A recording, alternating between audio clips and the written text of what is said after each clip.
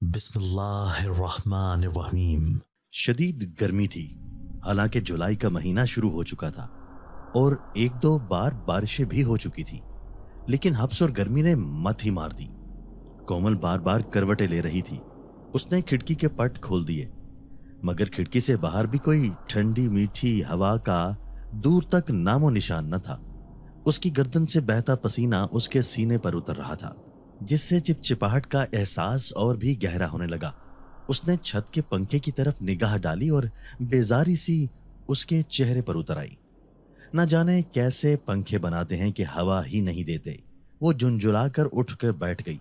اس نے لالٹین کی لو ذرا سی اونچی کی اور سامنے دیوار سے لگی گھڑی کی طرف دیکھا تو رات کے 2 بج رہے تھے۔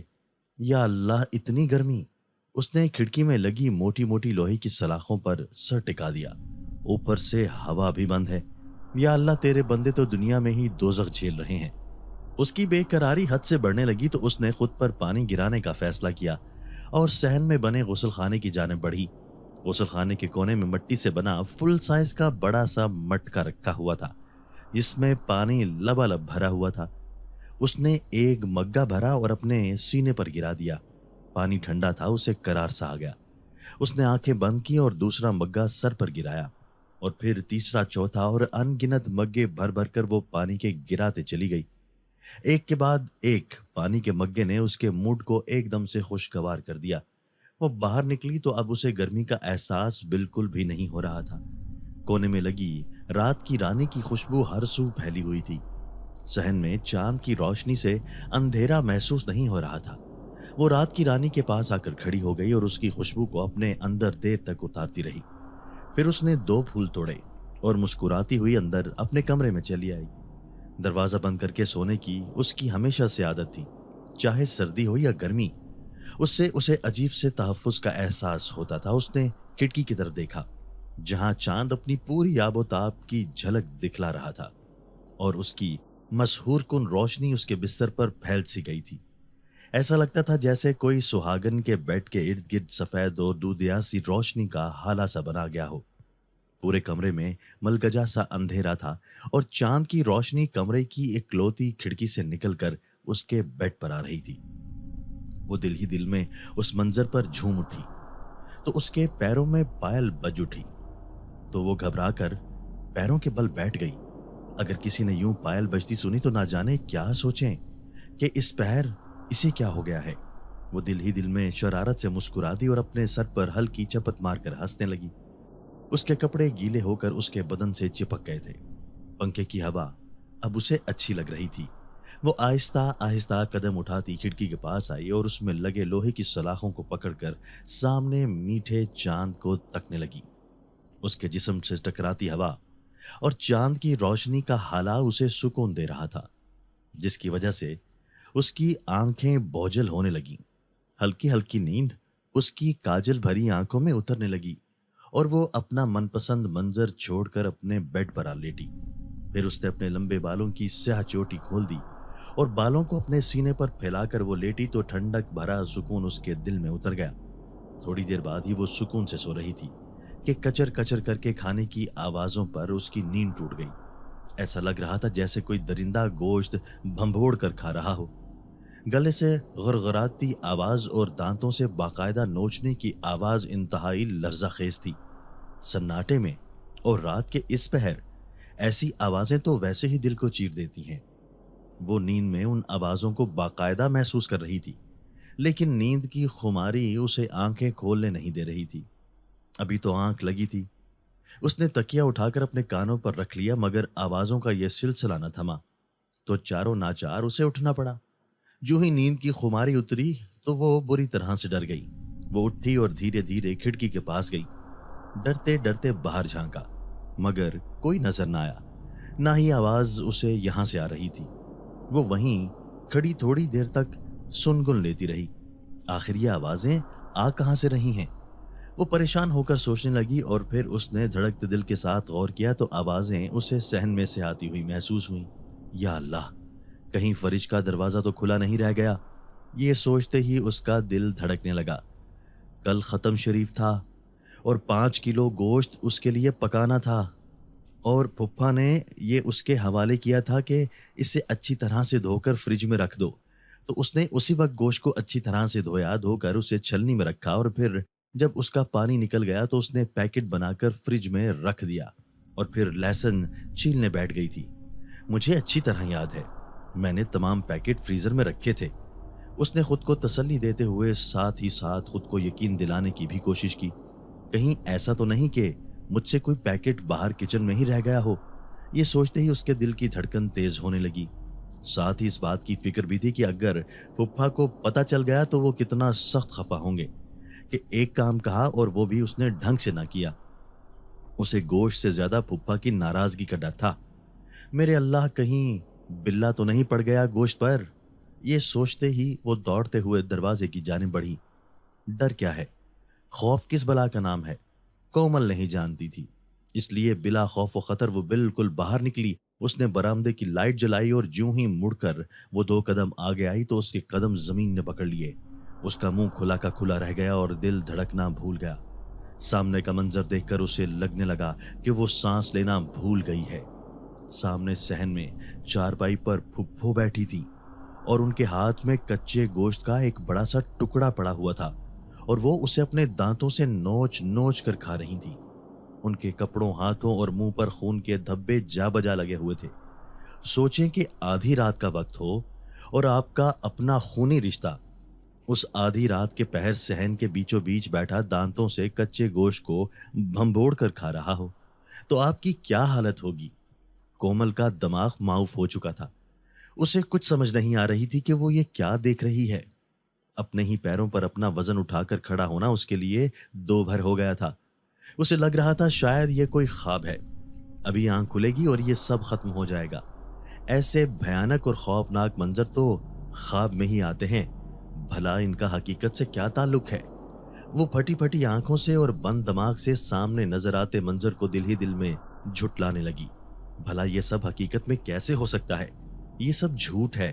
اگر میں آنکھیں بند کر کے دوبارہ کھولوں تو شاید یہ سب غائب ہو جائے گا نا؟ اس نے دل ہی دل میں خود سے سوال کیا۔ پھر اس نے اپنی آنکھیں زور سے بند کر لیں اور اس کی سانس تیز تیز چلنے لگی۔ وہ بنا دوپٹہ لیے، آدھی بازو والی سفید آستین پہنے، کھلے بالوں کے ساتھ بالکل بت بنی کھڑی تھی کہ چاہ کر بھی وہ نہ تو وہاں سے بھاگ پا رہی تھی نہ ہی ہل پا رہی تھی۔ پھر اس نے بسم اللہ پڑھ کر دھیرے دھیرے اپنی آنکھیں کھولنی شروع کی تو یہ دیکھ کر اس کی آنکھیں پھٹی کی پھٹی رہ گئیں کہ اس کے سامنے اونچے لمبے قد کا مرد اتنے قریب کھڑا ہے کہ اس کی سانسیں وہ اپنے چہرے پر باقاعدہ محسوس کر رہی تھی۔ وہ کھلی آنکھوں سے جسے تک رہی تھی وہ یا وہم نہ تھا بلکہ جیتی جاگتی مخلوق تھی جو انسان جیسا ہی تھا، لیکن اس کی آنکھیں بے حد سبز تھیں اور ان سے پر اسراریت جھلک رہی تھی۔ اس کا قد اتنا لمبا تھا کہ اس کے پار کومل دیکھ نہ پا رہی تھی۔ وہ پر اسرار آنکھیں اپنی تمام تر جادوئی سحر کے ساتھ اس پر ٹکی تھیں۔ کومل کی نگاہیں جب اس کی نگاہوں سے ٹکرائی تو کومل کو لگا جیسے اس دہشت سے اس کی سانس ہی بند ہو جائے گی۔ خوف اور دہشت سے اسے سانس لینا بھی محال ہو رہا تھا۔ کون ہو تم؟ کومل نے خوف زدہ لہجے میں پوچھا۔ مجاجا۔ اس نے جو ہی اپنا نام بتایا تو کومل کو ایسا لگا کہ اس کا دماغ مزید ہوش میں رہ کر سامنے کھڑے اس کے سحر کو برداشت نہیں کر پائے گا۔ اس کا دماغ تاریکی میں ڈوبتا جا رہا تھا۔ اچانک اس کا توازن بگڑا اور وہ لہرا کر زمین پر گرنے لگی۔ اسے اسی مدہوشی میں احساس ہو رہا تھا کہ اس کا سر زمین سے پاش پاش ہو جائے گا۔ اس سے آگے وہ کچھ سوچ ہی نہ پائی تھی کہ اچانک 2 مضبوط بازوؤں نے اسے تھام لیا۔ بند آنکھوں سے اسے یہ محسوس ہوا کہ وہ گرنے سے بچ گئی اور اب کسی کی باہوں میں ہے، لیکن چاہ کر بھی آنکھیں نہیں کھول پا رہی تھی۔ کہاں لے جا رہے ہو؟ وہ عالم مدہوشی میں ٹوٹے پھوٹے جملوں سے گویا ہوئی۔ بستر پر مختصر مگر بھاری پرکشش آواز اسے اپنے کانوں میں سنائی دی۔ یہ آواز ایسی ہی تھی جیسے FM ریڈیو پر کوئی پریزنٹر بول رہا ہو، اپنی تمام تر جادوئی آواز کے ساتھ وہ سننے والوں پر سحر بھونک دیتا ہو۔ وہ واقعی نرم بستر پر تھی۔ اسے محسوس ہوا پورا کمرہ عجیب خوشبو سے مہک رہا تھا۔ وہی خوشبو اسے اپنے قریب سے زیادہ محسوس ہو رہی تھی اور ایسا لگ رہا تھا جیسے کوئی اس کے اوپر جھکا ہوا ہو اور اسے پرشوق نگاہوں سے دیکھ رہا تھا۔ उसे अपने चेहरे पर किसी की निगाहें महसूस हो रही थी। अचानक उसका दिमाग जागा और उसने आंखें खोल दी, लेकिन कमरे में कोई मौजूद न था। वो हड़बड़ाकर उठ बैठी। उसने अपने बदन को गौर से देखा, अपने हाथों से खुद को टटोला, फिर अपने कमरे को देखा। वो अपने कमरे में मौजूद थी और अपने ही बिस्तर पर बैठी हुई थी, लेकिन मैं तो बाहर गई थी। वो बेयकीनी और खौफ से दरवाजे की तरफ देखने लगी, जो बंद था। उसने थूक निगला और दोबारा आहिस्ता से उठी। दरवाजे की झर्री से उसने आंखें लगाई तो बाहर कुछ भी न था। उसने धीरे से दरवाजा खोला और वहीं से झांका तो ना सहन में पुप्पो थी, ना ही चारपाई पड़ी थी। या अल्लाह, क्या मैंने ख्वाब देखा, वो भी इतना डरावना? लेकिन ये ख्वाब नहीं था। वो अपने ही ख्याल को रद्द करते हुए तिल मिलाने लगी। ऐसे कैसे हो सकता है कि मैंने ख्वाब देखा हो और अब खुद से उलझ रही थी। उसने आहिस्ता से दरवाजे को बंद किया और अपने बिस्तर पर आकर बैठ गई। नींद उसकी आंखों से गायब थी। कमरे में उसे हब्स महसूस ना हो रही थी, क्योंकि खिड़की से ठंडी ठंडी हवा आने लगी। शायद बारिश होगी, उसने दिल में सोचा। तभी हवा इतनी ठंडी हो गई है और खिड़की के पास आई तो देखा आसमान साफ था, कोई बादल न थे। कमाल है, बादल भी नहीं है और ना ही बारिश का कोई इम्कान था, लेकिन हवा इतनी ठंडी है। उसका जहन अब तक इस गैर यकीनी सूरत हाल को कबूल नहीं कर पा रहा था, इसलिए उसके जहन में हर चीज के लिए शकूक व शुबहात बढ़ने लगे। वो थके थके जहन के साथ दोबारा अपने बिस्तर पर आकर बैठ गई और फिर थोड़ी देर के बाद वो लेटकर सोने की कोशिश करने लगी, लेकिन डर के मारे उसे नींद भी नहीं आ रही थी। उसने चारों कुल पढ़े और आयतल कुर्सी पढ़ने के बाद खुद पर फूंक मारी और आंखें बंद कर ली। थोड़ी देर के बाद ही उसे नींद ने आ घेरा और वो सो गई। सुबह पुप्पा की तेज आवाज पर उसकी आंख खुली तो वो एकदम से हड़बड़ा कर उठी और फौरन कमरे से बाहर निकली ही थी कि फुप्पा सामने खड़े नजर आए। कोमल, तुम्हें अच्छी तरह पता है कि आज खत्म है और तुम घोड़े गधे बेचकर बेगम होकर सो रही हो। इतनी लापरवाही का सबूत देना कोई अच्छी बात नहीं होती। कोमल ने सलीके से सर पर दुपट्टा किया और माजरत करते हुए उनसे कहने लगी कि रात को मैं ढंग से सो नहीं सकी, इसलिए सुबह जल्दी नहीं उठ पाई। लेकिन आप फिक्र ना करें, हर चीज तैयार हो जाएगी। फिक्र कैसे ना करूं कोमल, तुम अकेली हो, तुम्हारी फुप्पो की तबीयत भी अच्छी नहीं, वरना वो तुम्हारे साथ मिलकर मदद करती। तुम्हें ये सब अकेले देखना है, इसीलिए मैं थोड़ा सा फिक्रमंद हूं कि तुम जल्दी उठकर अपना सारा ये काम निपटा लो। अभी खानदान भर से अजीजो अकारब और मोहल्लेदार जमा होना शुरू हो जाएंगे, इसलिए अपना सारा घर का निजाम भी संभालो और फटाफट खत्म की तैयारी भी शुरू कर दो। जी फूफा, आप बेगम रहें। घर तो मैंने अच्छी तरह से कल ही साफ कर दिया था, बस चटाइयां डालनी रह गई हैं, वो मैं सहन में और कुछ बरामदे में डाल देती हूँ। फिर उसने झिझकते हुए पूछा, क्या फुप्पो जाग रही हैं? हाँ, वो सुबह से उठी हुई है। तुम फटाफट नाश्ता बना लो, चटाइयां उसके बाद डालना। उन्होंने कहा तो कोमल उनकी बात पर सर हिलाते हुए किचन की तरफ चल पड़ी और फटाफट नाश्ता बनाने लगी। अभी सुबह के 8 बज रहे थे। मेहमान तो तकरीबन 10-11 बजे तक ही आएंगे, उसने सोचा, और फौरन तवे पर पराठे बनाने लगी और दूसरे पर उसने चाय का पानी रख दिया। कोमल, मेरे लिए अंडा मत बनाना, यूं करो कि बस चाय के साथ ही पराठे ले आओगी। फुप्पो की आवाज पर कोमल ने घूमकर उनकी तरफ देखा तो उससे फुप्पो बड़ी नॉर्मल अंदाज में कहते हुए कप में चाय डालने लगी और फिर वहीं पर बैठकर चाय पीने लगी। ना जाने क्यों उसे फुप्पो से थोड़ा थोड़ा खौफ महसूस हो रहा था, लेकिन जाहिर है वो उसे उनके सामने आया नहीं कर सकती थी, सो चुपचाप वो काम करती चली गई। कल रात उसने फुप्पो की आंखों को सब्ज देखा था और फिर एकदम से मर्द का रूप धार गई। बार बार उसके जहन में यही बातें आ रही थी कि एकदम उसने गैर इरादी तौर पर फुप्पो की तरफ देखा और उन्हें पुकारा, फुप्पो, आप आलू की भुजिया खाएंगी? मैं फुप्पा के लिए बना रही हूँ। तो फुप्पो ने उसकी तरफ देखा और कहा, नहीं बच्चे, मैं नहीं खाऊंगी, पहले ही मैदा जल रहा है, बस तुम अपने लिए और फुप्पा के लिए बना लो। ऐसे में कोमल ने उनकी आंखों को गौर से देखा तो वो ब्राउन ही थी, कहीं से भी सब्ज नहीं लग रही थी। उनसे बात करके उसके अंदाज से भी कहीं ऐसा नहीं लग रहा था जैसे कुछ गैर मामूली हुआ हो, बल्कि उनका रवैया बहुत ही आम दिनों जैसा ही था। शायद मैंने ख्वाब ही देखा है, कोमल ने दिल ही दिल में सोचा और फटाफट बारीक बारीक आलू काटने लगी और फिर उसने उन्हें तवे पर ही डालकर ढांप दिया। हाँ भाई, कहाँ तक पहुंचा नाश्ता? फूफा किचन में ही आ गए तो उसके दिल को भी तसल्ली हो गई। जी फूफा, नाश्ता तो बिल्कुल तैयार है, आप बैठे, मैं आपके लिए नाश्ता लगाती हूँ। अरे भाई, अपनी फूफो को भी चाय दे दी है या नहीं? फिर उसने दवाई भी खानी होती है। तो कोमल ने बोलने से पहले ही फूफो ने कहा, जी मैंने चाय तो ले ली है, बस दवाई खाती हूँ। ये मोटी दवाइयाँ भी जान को आ गई हैं, खुदा जाने कब तक खानी पड़ेंगी, मेरा तो दिल ही थक गया है। ऐसा नहीं कहते अल्लाह की बंदी, नाशुक्री मत किया कर। बहुत से लोग इस दुनिया में ऐसे हैं कि जो बीमार हैं लेकिन दवाई नहीं खरीद सकते, अस्पताल नहीं जा सकते कि डॉक्टर को देने के लिए उनके पास फीस नहीं है। शुक्र खुदा का करो कि अगर अल्लाह ताला ने बीमारी दी है तो साथ ही उसके लिए दवाई का भी असबाब पैदा कर दिया है। वरना खुद सोचो कि महदूद आमदन में हमारा जो घर का निज़ाम चल रहा है, इसमें गुजारा करना किस कदर मुश्किल है। लेकिन ये सब अल्लाह ही चला रहा है, वरना मेरी क्या औकात। तो फुप्पो ने उनकी बात पर सर हिलाया। कोमल ने फटाफट नाश्ता उनके सामने रखा और खुद भी वहीं बैठकर नाश्ता करने लगी।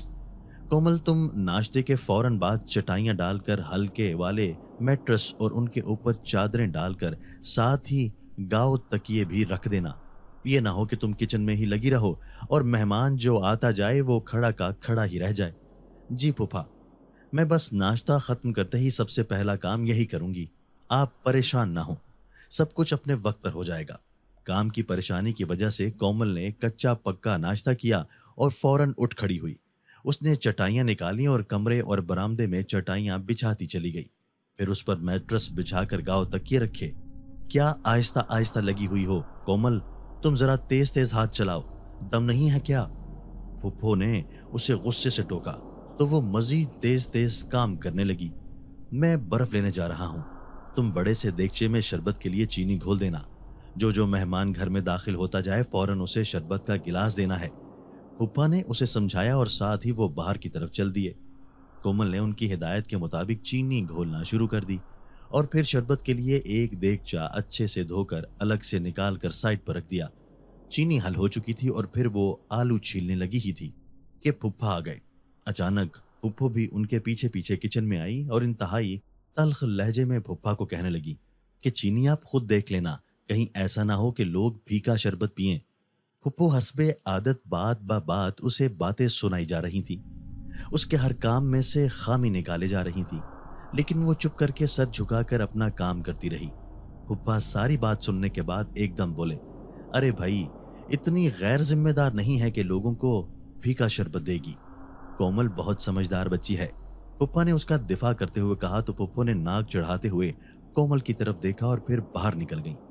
कोमल, तुम इनकी बातों पर खफा ना होना, इनकी तो आदत है, तुम तो जानती हो कि मेरे साथ भी ये कितना लड़ लेती है, लेकिन मैं आगे से चुप हो जाता हूँ कि बीमार है, अब इसे क्या जवाब दूं। जी फूफा, ऐसी कोई बात नहीं, मुझे पता है ये अपनी बीमारी की वजह से बहुत चिड़चिड़ी हो गई हैं, मुझे उनकी कोई बात भी बुरी नहीं लगती। जानता हूं मेरी बच्ची, तुम बहुत ही फर्मा बरदार हो, अल्लाह तुम्हें खुश रखे। लाओ दूसरी चूरी मुझे भी दे दो, मैं भी ये आलू तुम्हारे साथ छीलता हूँ, इस तरह काम जल्द हो जाएगा।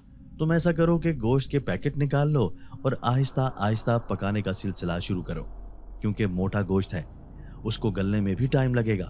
कोमल ने सर हिलाते हुए उनकी बात सुनी और फिर उठकर फ्रिज की तरफ गई। जो ही उसने फ्रीजर का खाना खोला तो ये देखकर उसके पैरों तले से जमीन निकल गई कि फ्रीजर में गोश्त का कोई भी पैकेट नहीं रखा हुआ था।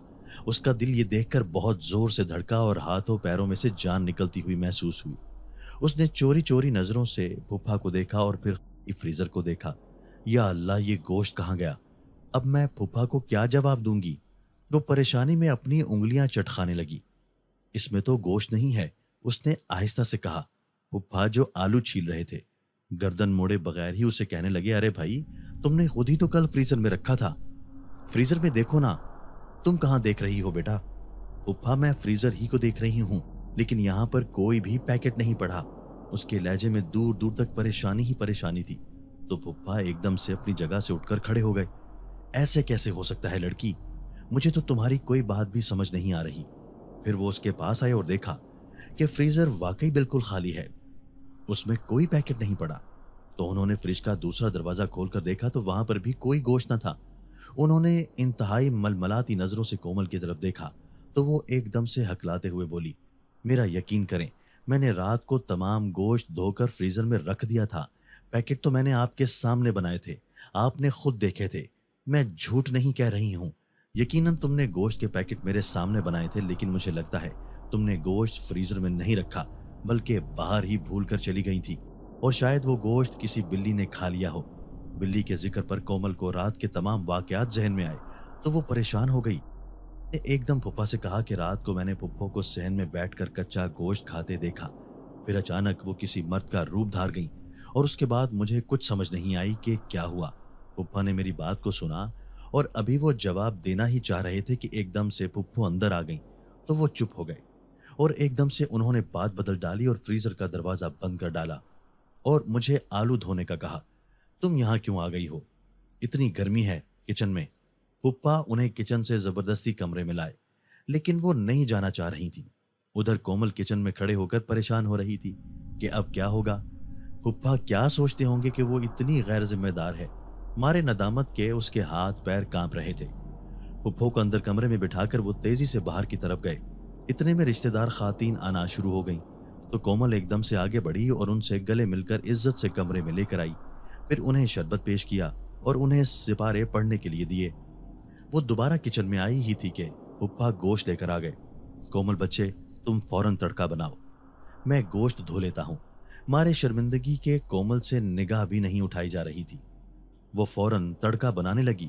پھپھا نے گوشت دھو کر اسے دیا، پھر کہنے لگے، میں جا کر تنور سے روٹیوں کا آرڈر دے کر آتا ہوں، تم بس سالن اچھی طرح سے تیار کر لینا۔ یہ کہہ کر وہ باہر چلے گئے۔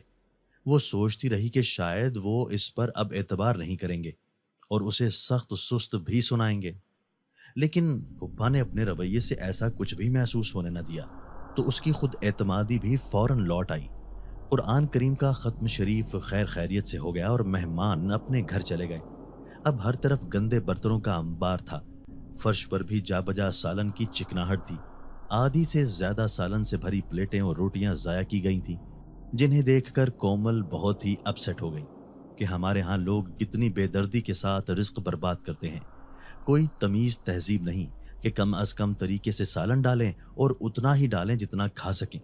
پلیٹیں سالن گوشت سے ایسے بھر لی تھیں جیسے پھر دوبارہ یہ نہیں ملے گا، مگر جب کھایا نہیں تھا تو وہ سارا سالن پلیٹوں میں بچ گیا۔ تقریباً ہر دوسری پلیٹ سالن اور بوٹیوں سے بھری ہوئی تھی، جنہیں ذرا ذرا کھایا ہوا تھا۔ اس نے انتہائی افسوس کے ساتھ تمام پلیٹوں کا کھانا جمع کیا اور ایک بڑے سے تھال میں ڈھانپ کر رکھ دیا اور تمام گندے برتن صحن میں رکھ کر دھونے لگی۔ برتن دھونے کے بعد اس نے سارا چکنا فرش دھویا اور میٹرس کی چادریں واشنگ مشین میں ڈال کر انہیں بھی دھو ڈالا۔ پھر میٹرس اٹھا کر اس نے اسٹور روم میں رکھے اور اپنے لیے چائے بنانے لگی۔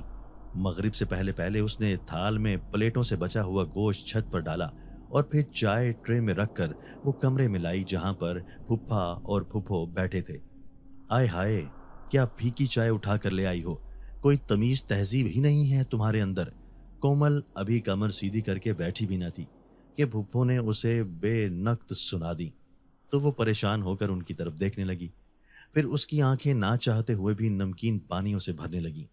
ہاتھ اور بازوؤں میں کام کرنے سے درد ہو رہا تھا، لیکن پھپھو نے اپنے منہ سے کوئی حرف دعا، کوئی محبت بھرا جملہ نہیں نکالا۔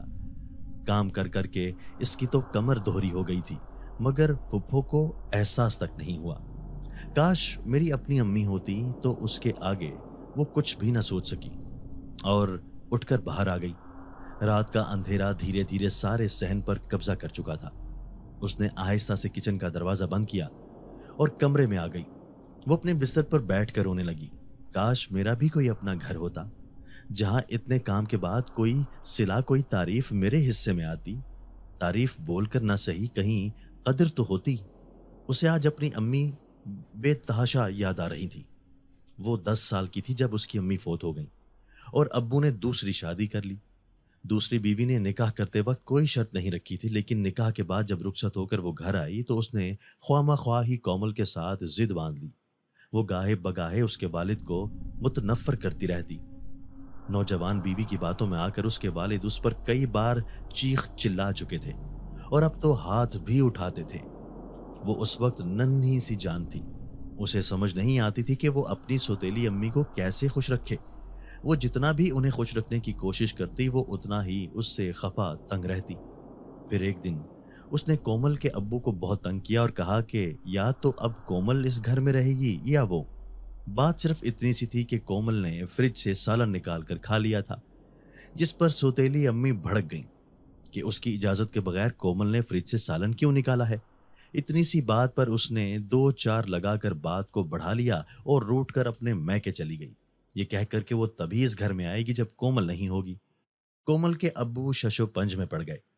जवान बीवी का साथ वो किसी सूरत छोड़ना नहीं चाहते थे, इसलिए उन्होंने अपनी औलाद बहन के पास ले जाकर छोड़ दी। हालांकि कोमल की फुफ्फो की कोई औलाद नहीं थी, लेकिन उन्हें बच्चों में कोई दिलचस्पी ना थी। उन्होंने शुरू में कोमल को बिल्कुल भी कबूल ना किया। ये तो फुफ्फा थे जिनके सहारे कोमल इस घर में रह पाई। अगर फुफ्फा ना होते तो शायद फुफ्फो उसको एक दिन भी अपने साथ ना रखती। जब कोमल के अब्बू उसको फुफ्फो के घर छोड़कर जाने लगे तो कोमल उनके पैरों से लिपट गई कि वो आइंदा कभी भी सौतेली अम्मी की इजाजत के बगैर कुछ नहीं खाएगी पिएगी, लेकिन उसे अपने साथ ले जाएं। क्योंकि अब्बू के साथ फुफ्फो के घर 2 दिन रहने के बाद कोमल को ये बात अच्छे से पता चल चुकी थी कि उसका यहाँ रहना किसी तौर भी आसान नहीं है, क्योंकि फुफ्फो छोटी छोटी बात पर कोमल को बहुत बुरी तरह से डांटने लगती हैं। तो कोमल पहले से ज्यादा सहम गई, लेकिन उसके अब्बू ने कोमल की कोई बात भी न सुनी और उसे जबरदस्ती यहाँ छोड़कर चल दिए। और फिर पलटकर उन्होंने कोमल की कभी कोई खैर खबर न ली। फुफ्फो अब उठते बैठते ये बातें सुनाती रहती कि तुम्हारे बाबा अपना बोझ हम पर लाकर फेंक गए। शुरू शुरू में अब्बू कुछ पैसे भेज दिया करते थे, लेकिन फिर आहिस्ता आहिस्ता उन्होंने पैसे देना भी छोड़ दिए। तो फुफ्फो और भी गैज़ो गज़ब का शिकार रहने लगी। हर आए गए को उसके अब्बू की लापरवाहियों के किस्से सुनाने लगी। तो कोमल को ये सब अच्छा न लगता कि कोई उसके अब्बू को इस तरह से दूसरों के सामने बेइज्जत करे, लेकिन वो कर भी क्या सकती थी। बस चुप करके या तो रोती रहती या फिर अपने कमरे में चली जाती, ताकि फुफ्फो की कोई बात भी उसके कानों तक ना आए। ऐसे में फुफ्फा का होना उसके लिए बहुत ही गनीमत था। वो अक्सर उसे बहलाते रहते, तसल्ली देते और उसका बहुत ख्याल रखते। उसकी छोटी छोटी ज़रूरतों को चुपके से पूरा कर देते। वो स्कूल में भी उन्हीं की वजह से जाने लगी, वरना फुफ्फो ने तो कह दिया था कि हम इसे स्कूल नहीं पढ़ा सकते। अगर इसे स्कूल पढ़ाना है तो इसके बाबा को बोलो कि वो इसके स्कूल का खर्चा भेजे। जब कोमल के अब्बू से बात की गई तो उन्होंने कहा कि मेरे तो हालात ही अच्छे नहीं हैं, इसलिए मैं फीस नहीं दे सकता। हालांकि उनकी दूसरी बीवी से भी 2 बेटियां थीं और सुनने में आया था कि वो स्कूल जाती हैं, लेकिन अपनी बेटी के लिए उनके पास कोई पैसा नहीं था। ये बात सुनकर कोमल उस दिन बहुत रोई कि जब अपना बाप ही इतना अजनबी बन गया है तो फिर फुफ्फो से क्या गिला। उस दिन के बाद उसे कभी भी फुफ्फो से कोई शिकवा शिकायत नहीं रही, बल्कि वो उनकी एहसान मंद रहती कि उन्होंने इस मुश्किल हालात में उसे अपने घर में रहने की इजाज़त दे दी। इसलिए वो उनकी सख्त बात पर खामोशी इख्तियार कर लेती और उन्हें जवाब न देती। लेकिन कभी कभी उनकी तल्ख बातें इस कदर नाकाबिले बर्दाश्त होती कि उनका सब्र का दामन छूट जाता और वो रो देती। उन हालात में उसने किसी न किसी तरह से मैट्रिक तो कर लिया, लेकिन आगे पढ़ाने की गुंजाइश फुफ्फा के पास भी न थी, क्योंकि वो खुद अब पेंशन ले रहे थे जिसमें बामुश्किल गुजारा होता था। कोमल ने भी अपने हालात से समझौता कर लिया, लेकिन हिम्मत न हारी और प्राइवेट एफए करने का सोचा। घर में उसने ट्यूशन पढ़ाना शुरू कर दिया, जिस पर फुफ्फो अक्सर तंग रहती कि बच्चों का शोर होता है और गंदगी अलग। फुफ्फो के बस में होता तो वो ये ट्यूशन भी ना पढ़ा सकती, लेकिन फुफ्फा की इजाज़त और सपोर्ट की वजह से वो ये काम करती रही थी। अब ख्यालों में डूबी कोमल अचानक चौंकी। उसकी कमरे की खिड़की जोर से खुली तो उसका एकदम से त्राह निकल गया। वो सीधी होकर बैठी और खिड़की की तरफ गई तो बाहर तेज आंधी चल रही थी। ओहो, मैंने तो छत पर चादरें डाली हुई हैं और उन पर चुटकी भी नहीं लगाई। ऐसा ना हो कि उड़कर गली में जा गिरें, क्योंकि ऊपर छत पर उनकी बाउंड्री की दीवारें इतनी ऊंची नहीं थी। इसलिए उसने अपना बड़ा सा दुपट्टा ओढ़ा और जल्दी जल्दी बाहर निकल आई। शहन दोबारा से पत्तों से भर चुका था। बहुत तेज आंधी थी, लाइट जा चुकी थी। उसने अपने साथ लालटेन ली और आहिस्ता आहिस्ता सीढ़ियां चढ़ते हुए वो ऊपर छत की तरफ आई, जहां चादरें जमीन पर पड़ी हुई थी। उसने फौरन चादरें झाड़ी और अपने कंधे पर रखकर जूं ही पलटने लगी तो उसे कोने में कोई बैठा हुआ नजर आया। पहले तो उसे अपना वहम लगा, लेकिन जब उसने गौर किया तो देखा कि पुप्पो कोने में बैठी हुई हैं। उसे बड़ी हैरानगी हुई कि इतनी तेज आंधी में पुप्पो इस वक्त कोने में बैठकर क्या कर रही हैं, और वो इस जगह पर बैठी हुई थी जहां उसने गोश्त की बची कुची बोटियां डाली थी। या अल्लाह, ये क्या कर रही हैं? उसने पुप्पो को जोर से पुकारा तो वो एकदम से खड़ी हो गई, और जूं ही पलटी तो उन्हें देखकर कोमल की रूह फना हो गई। पुप्पो की आंखें सब्ज हो रही थी, जबकि उनकी आंखें सब्ज नहीं थी, और उनके दोनों हाथ सालन से भरे हुए थे, और उनमें पके हुए सालन की बोटियां और हड्डियां थीं। पुप्पो को इस हाल में देखकर उसकी चीख निकल गई। अचानक सीढ़ियों पर तेज तेज कदम से चढ़ने की आवाजें आना शुरू हो गईं। कोमल, क्या बात है बच्चे, क्यों चीख रही हो? सब खैर है? पुप्पा की आवाज कोमल के कानों तक पहुंच चुकी थी, लेकिन वो इस कदर डर गई थी कि उन्हें जवाब नहीं दे पा रही थी, और मुस्तकिल टिकटिकी बांधे पुप्पो की तरफ देख रही थी। उस दौरान आंधी बहुत तेज हो गई, और ना जाने कैसे मिट्टी का गर्दो गुबार सा उठा कि थोड़े से फासले पर भी कुछ दिखाई न दे रहा था। पुप्पा ने अचानक उसके बाजू को पकड़ा और उसे तेजी से नीचे ले जाने लगे, और ऊंची ऊंची आवाज में आयतल कुर्सी भी पढ़ने लगे। और जब नीचे आए तो उसके हवास बहुत बुरी तरह से बिगड़ चुके थे। वहां ऊपर छत पर पुप्पो बैठकर गोश्त खा रही थी। खुद अपनी आंखों से देखा। कोमल बार बार ये जुमला दोहराई जा रही थी कि अचानक पुप्पा ने झुंझलाकर कहा, कब तक एक ही बात को दोहराए जाओगी कोमल? तकरीबन 5 मिनट से यही बात कर रही हो, अब खामोश हो जाओ। कोमल, तुम खुद भी पागल हो जाओगी और मुझे भी पागल कर डालोगी। पुप्पा ने उसे कंधों से पकड़कर झंझोड़ा तो वो जैसे अपने होशो हवास में आ गई और फिर रोने लगी। पुप्पो उस रात भी सहन में मौजूद थी और वो गोश्त खा रही थी, लेकिन वो गोश्त कच्चा था। मैं झूठ नहीं कह रही, और ना ही मैं गैर जिम्मेदार हूँ। आज भी पुप्पो ऊपर जहां मैं गोश्त डाल कर आई थी वहां मौजूद थी। उनके हाथ में हड्डियां और गोश्त की बोटियां थी, और उनकी आंखें सब्ज हो रही थी, और ये सब्ज आंखें तो मजाजा की हैं। कौन मजाजा? वही जो कल रात पुप्पो बनकर गोश्त खा रहा था, या फिर वो खुद ही था? ये कौन है? पुप्पा, क्या ताल्लुक है पुप्पो से? कोमल ने रोते रोते पूछा तो उसके पुप्पा सर झुकाकर किसी बहुत गहरी सोच में डूब गए, और फिर आहिस्ता आहिस्ता गोया हुए। हम बे औलाद थे, औलाद की खातिर क्या क्या जतन न किए। फिर किसी आमिल ने हमें चिल्ला काटने को कहा। हमने 3 माह सख्त चिल्ला कशी की तो हम पर जिन्नात जाहिर होने लगे, और जिन्नात के एक जोड़े ने हमें कहा कि हम एक शर्त पर तुम्हें अपनी औलाद देंगे कि तुम्हारी बीवी कभी हामिला नहीं होगी। क्या तुम्हें यह शर्त मंजूर है? भला मुझे क्या एतराज हो सकता था, क्योंकि इतने अरसे तक लाखों कोशिशों के बावजूद हम बे औलाद रहे। तो अब भला हमारी औलाद कैसे हो सकती थी? मैंने और तुम्हारी फुप्पो ने यह शर्त फौरन ही मंजूर कर डाली, तो उन्होंने अपना एक बेटा तुम्हारी फुप्पो की गोद में डाल दिया। वो नौमौलूदा सा बच्चा बिल्कुल इंसानी शक्लो शुबाहत का था, जिसे पाकर हम दोनों मियाँ बीवी बहुत खुश थे, और हमारा वक्त भी अच्छा गुजरने लगा। दुनिया वालों के सामने हमने यही बताया कि ये हमारी अपनी औलाद है। यही वजह थी कि हमने जब मजाजा को गोद में लिया तो हमने वो मोहल्ला हमेशा हमेशा के लिए छोड़ दिया, क्योंकि लोग तरह तरह के सवाल करते और तजस्सुस में रहते।